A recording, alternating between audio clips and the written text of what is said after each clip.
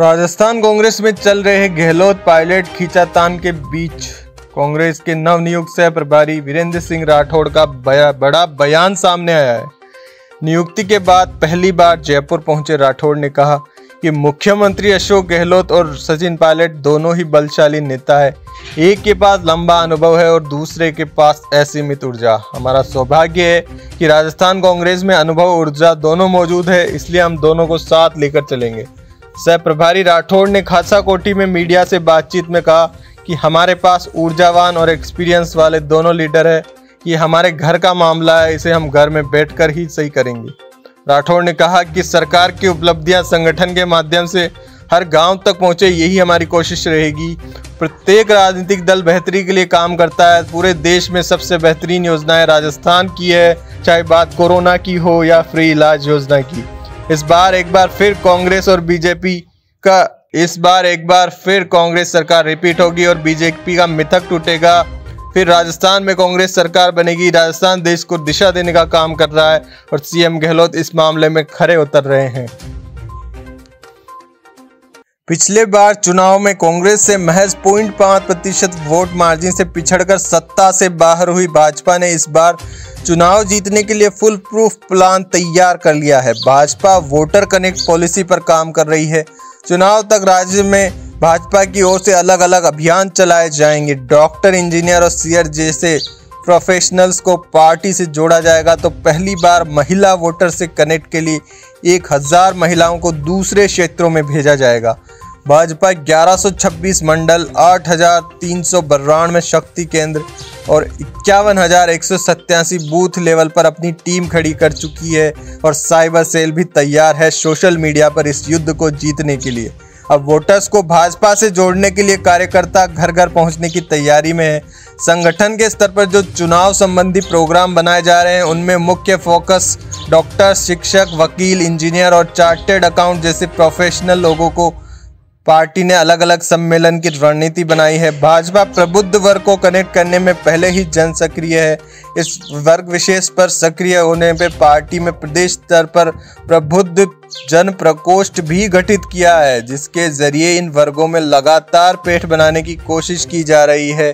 गौरतलब है कि महंगाई राहत शिविर में सीएम गहलोत खुद जाकर चुनाव प्रचार कर रहे हैं। ऐसे में बीजेपी की नींदें उड़ गई है। राजस्थान की राजधानी गुलाबी नगरी जयपुर में बीजेपी प्रवक्ता और विधायक रामलाल शर्मा ने कहा कि जादू केवल थोड़ी देर ही चलता है, बाद में वास्तविकता सामने आ ही जाती है। प्रदेश के मुखिया फिलहाल जादूगरी दिखा रहे हैं, लेकिन जल्द ही उनका जादू खत्म होने वाला है। पहले तो किसान और आम उपभोक्ताओं को फ्री में बिजली यूनिट दे देते हैं और बाद में फ्यूल चार्ज के नाम पर 45 पैसे वसूल करते हैं। ये दोगली नीति केवल अशोक गहलोत को ही आती है। फ्यूल चार्ज वसूल करने का अधिकार भी तो सरकार ने अधिकारियों को दिया है। रामलाल शर्मा ने कहा है कि प्रदेश की कांग्रेस सरकार अब तक उपभोक्ताओं से 400 करोड़ रुपए वसूल कर चुकी है। दूसरी ओर ग्राम पंचायतों में विकास कार्य अटक गए हैं क्योंकि पटवारी, सरपंच और ग्राम विकास अधिकारी तो हड़ताल पर है। मार्च का बहाना बनाकर विद्युत विभाग ग्राम पंचायतों में लगे ट्यूबवेलों के बिल जमा नहीं होने से कनेक्शन काट रहा है। ग्राम पंचायतों के सरपंच निजी आय से बिल जमा करा रहे हैं। इधर सरकार ने ग्राम पंचायतों में विकास के लिए पैसा देने से मना कर दिया है। विकास के लिए दिया जाने वाला पैसा विद्युत विभाग को ट्रांसफर किया जाएगा। रामलाल शर्मा ने कहा कि विकास को अवरुद्ध करके लोक लुभावनी जन कल्याणकारी योजनाएं घोषणा करना और महंगाई राहत शिविर बनाना इस सरकार की फितरत बन चुकी है। प्रदेश में अब ये जादुई कला कुछ दिन की ही है, उसके बाद नया सवेरा आने वाला है। जैसलमेर जिले में इन दिनों शिक्षा का अधिकार नियम सिर्फ कागजों तक ही सीमित हो रहा है। इसके कई नियमों का पालन निजी स्कूलों द्वारा नहीं किया जा रहा है। आरटीई को लेकर शिक्षा विभाग के अधिकारी भी ज्यादा गंभीर नहीं है, इससे बच्चों को इस अधिकार का फायदा नहीं मिल पा रहा है। गौरतलब है कि शिक्षा के अधिकार के तहत 1 से 8वीं तक और आगामी साल से 1 से 12वीं तक के बच्चों को निःशुल्क शिक्षा का अधिकार प्राप्त है। इसके साथ ही शिक्षा के अधिकार के तहत अन्य कई नियम हैं जिनका पालन फिलहाल जैसलमेर का कोई भी प्राइवेट स्कूल नहीं कर रहा है। इसके विपरीत शिक्षा विभाग के अधिकारी भी राइट टू एजुकेशन के प्रति गंभीर नहीं है। शिक्षा का अधिकार लागू होने के बाद अभिभावकों ने इस नियमों के तहत राहत की सांस ली थी कि अब उनके बच्चे भी अच्छी स्कूलों में पढ़ सकेंगे, लेकिन अब स्कूलों द्वारा नियमों का पालन नहीं करने की वजह से अभिभावक आशंका में हैं। शिक्षा विभाग भी कोई कार्रवाई नहीं कर रहा है। निजी स्कूल संचालक मनमर्जी से फीस वसूल कर रहे हैं। राजस्थान में निकाली गई सफाई कर्मचारियों की भर्ती पर अब रोक लगती नजर आ रही है। आरक्षण व्यवस्था लागू करने के खिलाफ वाल्मीकि समाज सड़कों पर उतर आया है। गुरुवार को हड़ताल के तीसरे दिन संयुक्त वाल्मीकि और सफाई कर्मचारी संघ के अध्यक्ष नंद किशोर डंडोरिया के नेतृत्व में सफाई कर्मचारियों ने पांचावाला सीसी रोड पर हाथों में झाड़ू और तख्तियां लेकर रैली निकाली। इधर जयपुर शहर के 6000 सफाई कर्मियों ने हड़ताल कर दी है, जिससे सफाई व्यवस्था पर अंकुश लग गया है और जगह जगह कचरे के ढेर लगने शुरू हो गए हैं। हालांकि मामले पर वाल्मीकि समाज इसके लिए शहरवासियों से माफी मांगता हुआ भी नजर आया। उनका कहना है कि सरकार हमारा हक छीनने की कोशिश कर रही है, इसलिए हमें मजबूरन ये कदम उठाना पड़ रहा है। डंडोरिया का कहना है कि 26 अप्रैल को राज्य सरकार ने भर्ती प्रक्रिया को भले ही स्थगित कर दिया हो, लेकिन हमारा आंदोलन तब तक खत्म नहीं होगा जब तक नई भर्ती विज्ञप्ति में आरक्षण के बजाय वाल्मीकि समाज को प्राथमिकता नहीं दी जाती है।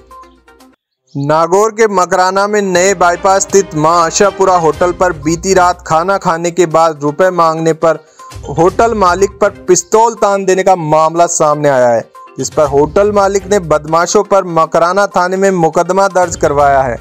परिवादी नंद सिंह चौहान निवासी मालियों की ढाणी मकराना नए बाईपास स्थित सम्राट पृथ्वीराज चौहान सर्किल पर मां आशापुरा होटल चलाता है, जहां बुधवार को वो अपने भाई और स्टाफ के 3 सदस्यों के साथ काम कर रहा था। रात को करीब 11 बजे एक ब्लैक कलर की एस्कोडा कार होटल पर रुकती है। 6-7 लड़के शराब के नशे में बाहर निकले।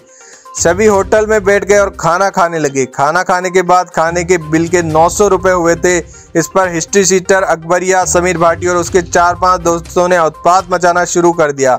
उनमें शामिल अकबर उर्फ अकबरिया समीर भाटी ने पिस्तौल निकाली और नंद सिंह को मारने की धमकी दी। अकबरिया ने पिस्तौल लौटकर कहा, कारतूस यही गाड़ दूंगा, हमारा नाम नहीं सुना तूने, हम दोनों को डॉन कहते हैं और हमें पकड़ना मुश्किल ही नहीं नामुमकिन है। फिलहाल पुलिस ने मामला दर्ज कर अनुसंधान जारी कर दिया है। भरतपुर के कामा थाना क्षेत्र के रहने वाले कुट्टी मोहल्ले में एक युवक ने फांसी लगाकर आत्महत्या कर ली। युवक अपनी पत्नी और बेटी के साथ रहता था। मृतक ने एक सुसाइड नोट लिखा है, जिसमें उन्होंने कुछ लोगों पर परेशान करने का आरोप लगाया है। सुसाइड नोट में लिखा है कि मैं संजीव गुलाटी, पिता स्वर्गीय चानन दास गुलाटी, मुझे कुछ लोगों ने परेशान कर रखा है, मैं मजबूर होकर अपनी जीवन लीला समाप्त कर रहा हूँ। शेर सिंह उर्फ कल्लो निवासी कनवाड़ा, जिससे 1,80,000 रुपये उधार लिए थे, अब तक 12,40,000 रुपये दे चुका हूँ, अब वह 3 लाख रुपए और मांग रहा है। दूसरा व्यक्ति राजेश मीणा निवासी देवी दर्जा कामा, जिसे 1 महीने पहले 44,000 रुपये उधार लिए थे, उसने धोखे से 100 रुपये के स्टाम्प पेपर पर 2,50,000 रुपये लिखकर साइन करवा लिए थे। इसी तरह तीसरे व्यक्ति का जिक्र करते हुए मृतक ने लिखा कि मान जेलदार के पास चांदी का सहरा रखा हुआ है, उसे 2 महीने पहले 35,000 रुपये उधार लिए थे, मुझे माफ़ करना। रजनी, लवी, दिशा, राहुल। फिलहाल पुलिस ने मामला दर्ज करके जांच शुरू कर दी है। झुंझुनू जिले के जंगली इलाके से सटे इलाके में कल एक तेंदुआ घुस आया और एक युवक पर हमला कर दिया। हमले की खबर से इलाके में दहशत का माहौल है। सूचना मिलते ही वन विभाग के अधिकारी भी मौके पर पहुंच गए। उन्होंने तेंदुए को पकड़ने के लिए रेस्क्यू अभियान शुरू कर दिया है। मामला नवलगढ़ जिले का है। नवलगढ़ के जंगली इलाके से सटे गोठड़ा सीमेंट प्लांट में सुबह एक तेंदुआ घुस आया। प्लांट में तेंदुए की खबर सुनते ही मजदूर घबरा गए और एक जगह इकट्ठे हो गए। इसी बीच 11:30 बजे एक मजदूर, जिसे पता नहीं था, उस पर तेंदुए ने पीछे से हमला कर दिया। मजदूर चिल्लाया तो तेंदुआ वहां से भागकर कहीं छिप गया। घायल को इलाज के लिए जिला अस्पताल ले जाया गया। डॉक्टरों का कहना है युवक का इलाज जारी है, वह खतरे से बाहर है। सीमेंट फैक्ट्री में हमले की खबर सुनते ही वन विभाग भी हरकत में आ गया। उन्होंने घटनास्थल पर तेंदुओं को पकड़ने का अभियान शुरू किया। सबसे पहले तेंदुए को ट्रैंकुलाइज किया गया। उसके बाद वन विभाग के अधिकारियों ने कहना है कि घटनास्थल पर सर्चिंग अभियान जारी है। जयपुर वन विभाग की टीम भी जल्द ही मौके पर पहुंचने वाली है। कांग्रेस पार्टी के पंजाब प्रभारी, पूर्व कैबिनेट मंत्री और राजस्थान के बाड़मेर के बायतू से विधायक हरीश चौधरी ने मुख्यमंत्री अशोक गहलोत को पत्र लिखकर मंत्रालय कर्मचारियों की मांगों का निस्तारण कर उन्हें राहत देने की मांग की है। आपको बता दें कि फिलहाल सरपंच, पटवारी और ग्राम विकास अधिकारियों ने हड़ताल कर रखी है और महंगाई राहत शिविर का बहिष्कार कर रखा है। विधायक चौधरी ने पत्र में बताया कि वर्तमान में प्रदेश में महंगाई राहत शिविर और प्रशासन गांव के संग अभियान चल रहे हैं। ऐसे में अगर ये कर्मचारी ड्यूटी पर नहीं आते हैं तो इन शिविरों का कोई मतलब नहीं रह जाता है। अभियान में मंत्रालय कर्मचारियों की भूमिका सबसे अहम है। ये कर्मचारी अपनी मांगों को लेकर हड़ताल कर रहे हैं। सरकार को इनकी मंशा के अनुसार इनकी बात सुनकर इनका अधिकार इन्हें दे देना चाहिए ताकि इन शिविरों में कार्य बाधित नहीं हो पाए। कोटा कलेक्ट्रेट दफ्तर के बाद सहायक प्रोग्रामर और सूचना सहायक कर्मचारियों ने अनोखे ढंग से विरोध प्रदर्शन किया है। सरकार से अपनी मांगे मनवाने के लिए इन कर्मचारियों ने सद्बुद्धि यज्ञ का आयोजन किया है। शांतिपूर्वक विरोध का यह अनोखा प्रदर्शन है। कर्मचारियों ने वेतन विसंगति सहित अन्य मांगों को लेकर प्रदर्शन किया है। आईटी यूनियन के उपाध्यक्ष सूचना सहायक मुकेश चावड़ा ने बताया है कि राजस्थान अधीनस्थ कंप्यूटर कर्मचारी संघ द्वारा लंबित मांगों को लेकर धरना जारी है।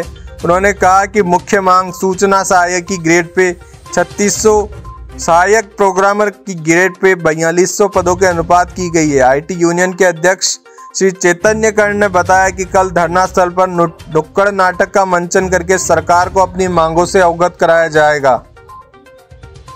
दिल्ली से खाटू श्याम जी जाने वाले श्रद्धालुओं को अब राजस्थान पथ परिवहन निगम ने वोल्वो बस की सौगात दी है। बताया जा रहा है कि जयपुर से दिल्ली और वहां से खाटू आने वाले हजारों भक्तों की ये मांग थी कि सहजता से बाबा के दर्शन हो सके, ऐसा कोई परिवहन यात्रा निगम ऐसी कोई बस चलाए। यही वजह है कि शुक्रवार सुबह तोरण द्वार के पास रोडवेज बस स्टैंड पर दिल्ली के लिए वोल्वो बस का शुभारंभ किया गया। श्री श्याम मंदिर कमेटी के अध्यक्ष प्रताप सिंह चौहान, दिल्ली डीलक्स बस आगार मुख्य प्रबंधन कैलाश बदाया के मुख्य आतिथ्य में हुआ। मुख्य प्रबंधक श्री माधोपुर आगार दीपक कुमावत ने बताया है कि बस जयपुर से 5:30 बजे रवाना होकर खाटू श्याम जी पहुंचेगी। यहां से 10:30 बजे रवाना होकर वापस शाम को 5 बजे दिल्ली पहुंचेगी। दिल्ली से रात को 12 बजे बस रवाना होकर सीधी जयपुर पहुंचेगी। वहां से सवारियों को दूसरी वोल्वो बस में खाटू श्याम पहुंचाया जाएगा। डीलक्स आगार के मुख्य प्रबंधक ने बताया कि वोल्वो का अच्छा संचालन होने पर 2 बसों की संख्या बढ़ाकर 4 कर दी जाएगी। साथ ही बस दिल्ली से जयपुर होते हुए सीधे खाटू आएगी। ऐसे में श्रद्धालुओं में हर्ष की लहर है। कला एवं संस्कृति विभाग की ओर से रंगमंच संवर्धन योजना में कलाकारों और संस्थाओं को अनुदान न मिलने से रंगमंच से जुड़े कलाकारों ने नाराजगी जाहिर की है। आर्टिस्ट एसोसिएशन ऑफ राजस्थान के प्रदेशाध्यक्ष हिमांशु झांकल ने बताया कि विभाग ने इस वर्ष 58 से अधिक संस्थाओं और कलाकारों को अनुदान नहीं दिया है। जान पहचान वाली संस्थाओं और कलाकारों को लाखों रुपए द्वारा अनुदान दिया जाता है। ऐसे में 100 से अधिक नाटकों का मंचन नहीं हो पाएगा। उन्होंने बताया कि 2021-22 में 100 संस्थाओं और कलाकारों ने आवेदन किया था, लेकिन मात्र 13 संस्थाओं और 9 व्यक्तियों को ही अनुदान दिया गया, जबकि पहले 100 से अधिक संस्थाओं और कलाकारों को अनुदान मिलता था। वरिष्ठ रंगकर्मी राजेंद्र पायल का कहना है कि अधिक से अधिक कलाकारों को अगर अनुदान मिले तो कलाकार प्रोत्साहित होते हैं और विभिन्न जगह पर कला और संस्कृति को बढ़ाने में अपना अहम योगदान दे सकते हैं। अनुदान का बजट बढ़ेगा तो हर कलाकार को भी राहत मिलेगी। उन्होंने कहा कि कलाकार भी इंसान ही होता है, उसे भी घर चलाना होता है। जयपुर के रंगकर्मी सक्षम का कहना है कि मैं स्टेट, इंटरनेशनल और नेशनल लेवल पर परफॉर्म कर चुका हूं। पिछले 7 साल से अनुदान के लिए अप्लाई कर रहा हूं, लेकिन मुझे सरकार ने एक भी बार ग्रांट परमिशन नहीं दिया। ऐसे में मुझे मजबूर होकर रंगमंच से दूर होना पड़ रहा है और दूसरा कोई रोजी रोटी का जुगाड़ करना पड़ रहा है। ऐसे ही हजारों कलाकार अनुदान के अभाव में रोजी रोटी ढूंढने के लिए दूसरे धंधों की ओर प्रस्थान कर रहे हैं। महंगी दाल ने घर के बजट को बिगाड़ना शुरू कर दिया है। आमतौर पर एक घर में सबसे अहम चीज जो होती है रसोई घर में, वो दाल होती है। अगर उसकी कीमतें बढ़ती है तो हमारा बजट बिगड़ जाता है। मांग के मुकाबले आपूर्ति में कमी से अरहर और उड़द की दाल की कीमतों में तेजी आई हुई है। अरहर की दाल की कीमत जो अब तक 110 रुपये प्रति किलो थी, वो अब 135 रुपये प्रति किलो हो चुकी है। इतना ही नहीं, उड़द के दामों में भी तेजी देखी जा रही है। जनवरी में उड़द की दाल 120 रुपये किलो मिल रही थी, जो अब 130 रुपये किलो हो गई है। दाल कारोबारियों का कहना है कि दाल के दामों में और तेजी इसलिए आ रही है क्योंकि निर्यातक अरहर और उड़द का आयात करने से बच रहे हैं, वे दालों का स्टॉक कर रहे हैं। इस काला बाजारी से ही ये घटना हो रही है। घरेलू बाजार में जब दाल की मांग बढ़ जाती है तो ऑटोमेटिक उसका स्टॉक कर लिया जाता है, जिससे कीमत बढ़ जाती है और ऊंची कीमतों पर बाद में उसे बेचकर मोटा मुनाफा बनाया जाता है। दाल आयात करने वाली कंपनियों में म्यांमार में 1.5 लाख टन अरहर और 2 लाख के करीब उड़द को होल्ड करके रखा हुआ है। दाल की कीमतों में और उछाल आने पर सरकार अपने पूल से खुले बाजार में अरहर, उड़द और मूंग की दाल बेच सकती है, जिससे कि कीमतों में नरमी आने की संभावना है। सुजानगढ़ शहर के मुख्य बाजार गांधी चौक स्थित जेडीजे ज्वेलर्स पर 26 अप्रैल की शाम को 4:30 बजे फायरिंग की घटना हुई थी। 3 बदमाशों ने ताबड़तोड़ 15 गोलियां चलाई। गोलियां चलने पर शोरूम का स्टाफ और वहां मौजूद कस्टमर काउंटर के नीचे लेट गए। ज्वेलर की सुरक्षा में तैनात पुलिस कांस्टेबल रमेश ने जवाबी फायरिंग की। इससे व्यापारी सहित दर्जन लोगों की जान बच गई, लेकिन एक गोली कांस्टेबल के हाथ में लग गई। इधर फायरिंग के बाद भाग रहे एक बदमाश तेजपाल मेघवाल को बाजार में ही कुछ लोगों ने दबोच लिया और पीटने लगे। आरोपी ने पिस्टल दिखाकर लोगों को डराने का प्रयास किया, लेकिन लोगों ने हिम्मत दिखाते हुए उसे पकड़ लिया और बुरी तरह से पीटने लगे। रमेश का हाथ बुरी तरह से गोली लगने से जख्मी हो गया था और लगातार खून बह रहा था। रमेश ने देखा कि मॉब लिंचिंग का शिकार तेजपाल भीड़ के चंगुल में फंस चुका है। आक्रोशित लोग कांस्टेबल को बदमाश के पैर में गोली मारने के लिए कह रहे थे, लेकिन रमेश ने आपा नहीं खोया। रमेश का हाथ जख्मी था, उसने अपने जख्मी हाथ से ही आरोपी को उठाया और भीड़ के चंगुल से सुरक्षित जगह ले जाकर बैठा दिया। करीब 25 मिनट बाद पुलिस मौके पर पहुंची और आरोपियों को उनके हवाले कर दिया गया। 1 घंटे के इलाज के बाद कांस्टेबल रमेश को छुट्टी मिली है। कांस्टेबल रमेश को अपनी बहादुरी पर डीजीपी उमेश मिश्रा ने आउट ऑफ टर्न प्रमोशन देने की घोषणा की है। वह चूरू जिले के कुशालपुरा गांव का रहने वाला है और 2011 में राजस्थान पुलिस में ज्वाइनिंग की थी। राजस्थान पुलिस को ऐसे ही बहादुर जवानों की जरूरत है जो अपनी जान जोखिम में डाल के अपराधियों को नेस्तो नाबूद कर सके। राजस्थान पुलिस महकमे में 3 आईपीएस अफसरों को पदोन्नति देकर डीजी रैंक में प्रमोट किया गया है। एडीजी पद से प्रमोट होकर तीनों आईपीएस अफसर डीजी पद मिला है। राजस्थान पुलिस महकमे में अब कुल मिलाकर डीजी स्तर के 10 अधिकारी हो गए हैं। राज्य सरकार की ओर से गुरुवार को जारी एक आदेश में तीनों अफसरों का प्रमोशन किया गया है। कार्मिक विभाग की ओर से गुरुवार को इस संबंध में एक आदेश जारी हुआ है। आदेशानुसार 1991 के बैच के 3 आईपीएस अधिकारियों को एडीजी से डीजी पद पर प्रमोशन दिया गया है। इनमें आईपीएस डीजी जैन ए पोन्नुचामी और सौरभ श्रीवास्तव है, जिन्हें एडीजी से डीजी में प्रोन्नत किया गया है। डीजीपी उमेश मिश्रा ने तीनों अफसरों को बधाई दी है। राजस्थान पुलिस महकमे में अब 3 नए डीजी बनने के बाद डीजी स्तर के कुल 10 अफसर हो गए हैं, जिनमें सबसे नंबर 1 पर आईपीएस उमेश मिश्रा जो कि डीजीपी है। उसके बाद भूपेंद्र डक जो डीजी जेल है, यूआर साहू जो डीजी होमगार्ड है, राजीव शर्मा जो डीजी राजस्थान पुलिस अकेडमी है, नीना सिंह जो सीआईएसएफ में सेंट्रल केंद्र सरकार में डेपुटेशन पर है, रवि प्रकाश जो कि डीजी साइबर क्राइम है, जंगा श्रीनिवास जो कि डीजी पुलिस ट्रेनिंग है और डीसी जैन जो कि सीबीआई में सेंट्रल डेपुटेशन पर गए हुए हैं। ए पोन्नुचामी और सौरभ श्रीवास्तव डीजी पद पर कार्यरत हैं। दिल्ली में जंतर मंतर पर चल रहे पहलवानों के धरने के मामले को लेकर गुरुवार को राष्ट्रीय लोकतांत्रिक पार्टी ने प्रदेश के सभी जिला मुख्यालयों पर राष्ट्रपति के नाम ज्ञापन दिया है। पार्टी ने ज्ञापन में बताया कि अनेक देशों में भारत का नाम रोशन करने वाले पहलवान अगर आंदोलन पर उतर आए तो इसमें जरूर कुछ गड़बड़ हुई है।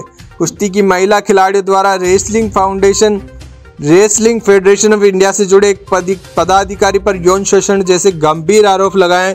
इसके बावजूद भारत सरकार इस मामले में चुप है। ये दुर्भाग्य की बात है कि बेटियों को बढ़ावा देने के लिए बात करती है सरकार, लेकिन जब मेडल जिताने वाले पहलवान आंदोलन कर रहे हैं तो मुकदमा तक दर्ज नहीं किया जा रहा है। जनवरी में इस मामले को लेकर आंदोलन कर रहे पहलवानों को पहले तो केंद्र सरकार ने आश्वासन दिया था, लेकिन फिलहाल कोई कार्रवाई नहीं की है।